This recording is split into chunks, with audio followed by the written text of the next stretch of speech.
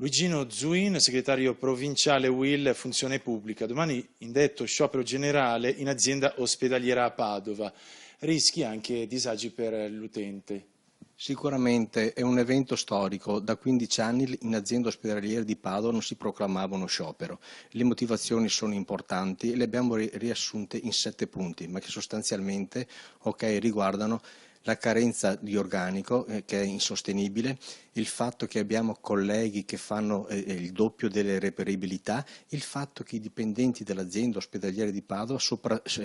hanno uno stipendio mediamente più basso di tutti gli altri colleghi del Veneto, se non d'Italia. Tutte queste cose messe insieme hanno fatto sì che ci sia un'alzata di scudi, un urlo di vendetta, un'aspettativa per uscire da questo tunnel che porta veramente certe persone a essere estremamente demotivate e a chiedere il trasferimento in altri ospedali piuttosto che assumere altri atteggiamenti. Noi speriamo con questo nostro sciopero di svegliare il cuore e la mente